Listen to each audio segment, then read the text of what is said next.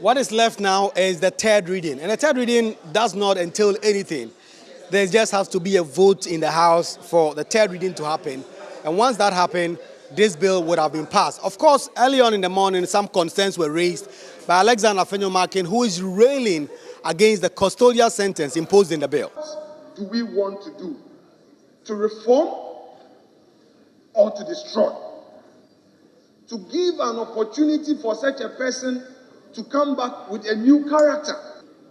Mr. Speaker, if that is so, then we should look at the conditions of our prisons. I dare say that should a person go to the prison,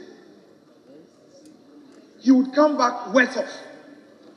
Mr. Speaker, in active practice, some 10 years back, a client was supposed to be in lawful custody. In the evening, the police officer told me that, "Counsel, if we send your client to Accra, the Central Police Station," Mr. Speaker, for want of a better word, let me say it in Twi, the minority will not have anything of that sort. They will not accept that. Muntaka Mohammed Mubarak and Sam George, who are minority MPs, raised their opposition to that.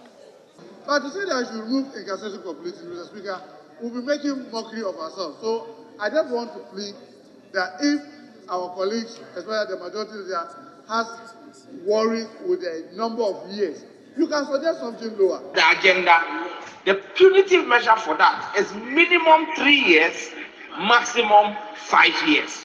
That is targeting our children in secondary schools. The setting up of clubs in secondary schools, in neighborhoods. That is the real danger to our society. And that's why that punishment is even higher.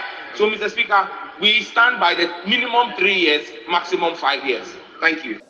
Chairman of the Constitutional, Parliamentary and Legal Affairs Committee, Kwame Enyimadu-Antwi, backed the position of Alexander Afenyo-Markin. Well, despite all these concerns, the various amendments tabled have all now been voted on, and Parliament has moved on from the consideration stage. So all the amendment that has been carried will be incorporated into the bill to be brought to the House for all of us to see before we consider the third reading. On that note, we bring consideration to a cruise. There is the likelihood of what is called in Parliament a second consideration where a few issues will be ironed out, but largely the consideration stage of the House is now complete and a vote is set to happen within this week or next week, and then this bill will finally be passed. Some George and sponsors of the bill are excited about this progress but do not want to go ahead of themselves. It's not work done yet. We still have a long way to go. We have made some strides, but we are no way done. Like you heard in the House, we are supposed to go and do winnowing. So we're going to wait for the drafters to finish the winnowing. It will come to the committee chair, and then the committee will discuss it, and then the sponsors would also engage with them. But at least we've made some step and some progress, and we're excited about it. As and when we are done with the processes, we will continue with the processes on the floor of the House. We'll let you know. But we just want to say thank you for the publicity and support and mileage you've given to us all through this matter.